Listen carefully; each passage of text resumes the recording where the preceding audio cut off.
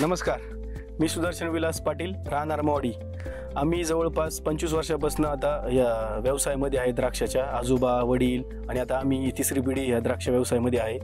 याच्यामध्ये आम्ही जवळपास विविध प्रकारच्या व्हरायटीजमध्ये काम करतो। त्याच्यामध्ये थॉम्सन असेल, क्रिम्सन असेल, सुधाकर असेल आणि दानाकासारखी व्हरायटी याच्यामध्ये आम्ही काम करतो।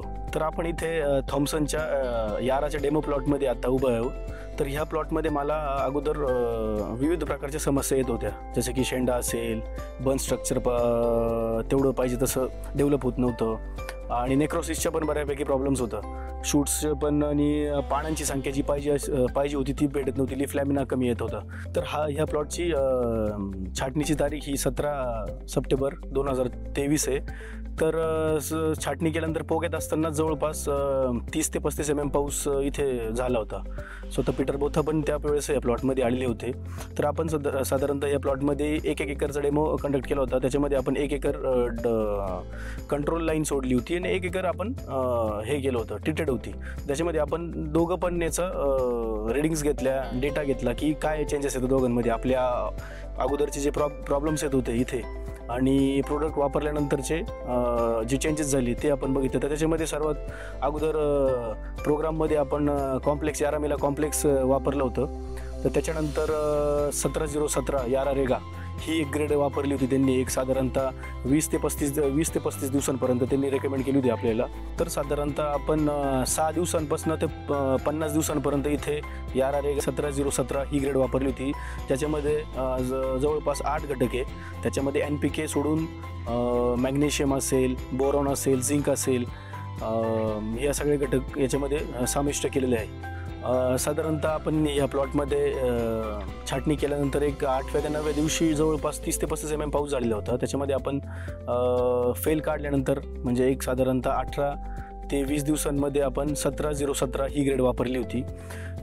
तर ती वापरल्यानंतर असं निदर्शनात आलं की कंट्रोल आणि ट्रीटेडमध्ये जे आपण हे केलं, तर कंट्रोलमध्ये ट्रीटेड जे होतं तर ट्रीटेडमध्ये जवळपास जो फुटींचा जोम असेल, बन स्ट्रक्चर असेल, फुटी सगळ्या एकसारख्या होता, स्टंप पण फुटींचा हा बऱ्यापैकी जाड होता, लीफ लॅमिना पण मोठा होता ॲज कम्पेअर टू कंट्रोलमध्ये।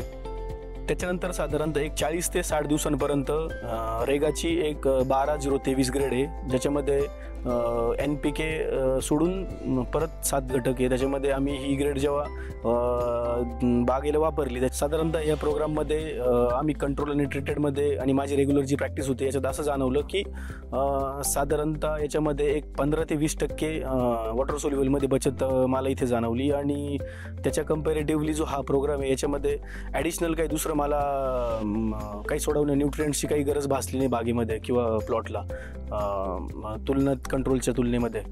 आणि ओव्हरऑल जर बघितलं तर आता जी हार्वेस्टिंग आपल्या या प्लॉटची जी चालू आहे आता, तर त्याच्यामध्ये बेरी वेट आपण घेतलेलं होतं। बेरी वेटमध्ये पण डिफरन्स जाणवलं चांगला बऱ्यापैकी। बेरी वेटमध्ये बंचमध्ये पण डिफरन्स होता। आपण याचा लीफ इंडेक्स पण घेतलं होतं। लीफ इंडेक्समध्ये पण as compared to control and ट्रीटेडमध्ये तो पण बऱ्यापैकी इथे डिफरन्स जाणवला। म्हणजे जवळपास जे कंट्रोलमध्ये आम्हाला साधारणतः एक 12 लिव्स भेटले होते, जे ट्रीटेडमध्ये आम्हाला ते 14-15पर्यंत नंबर ऑफ लिव्स इथे ह्या प्लॉटमध्ये जाणवले। आणि शुगरचं जर बोलायचं ठरलं तर शुगर पण जवळपास आता ह्या प्लॉटला आता बॉटमची शुगर 17 ब्रिकची शुगर आहे। 1 टाईम हार्वेस्ट करायचा एक्सपोर्टरचं प्लॅनिंग आहे हा प्लॉट। साधारणतः हा डेमो कंडक्ट करत असताना आपण वेळोवेळी याचे कंट्रोल आणि ट्रीटेडचे पेट्युअल सॅम्पल्स पण घेऊन बघितलेले की काय व्हेरिएशन येतं, त्याच्यामध्ये काय डिफरन्स येतो कंट्रोल ट्रीटेडमध्ये। एक साधारणतः बंच जरी म्हणायला जर गेले तुम्ही तर साधारणतः आपल्याकडे इथे बादळ पण खूप पडतं आणि एक साधारणतः एक व्हरायजन स्टेजच्या एक 12 ते 13 ब्रिक्सच्या असताना इथे जवळपास 2-5 mmचा पाऊस झालेला होता इथे। तर इथे कुठे क्रॅकिंग हा एक बेरीसुद्धा आम्हाला इथे जाणवली नाही आता हार्वेस्टिंगच्या वेळेमध्ये। म्हणजे आम्ही जेव्हा प्लॉटमध्ये ऑब्झर्वेशन्स घेतली तर कुठे इथे बेरी क्रॅकिंग म्हणा, नेक्रोसिस म्हणा किंवा बेरीमध्ये व्हेरिएशन म्हणा असं काही जाणवलं नाही ट्रीटेडमध्ये।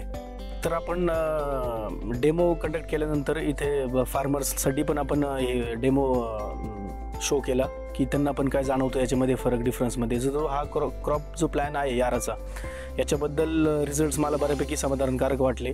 थँक्यू यार।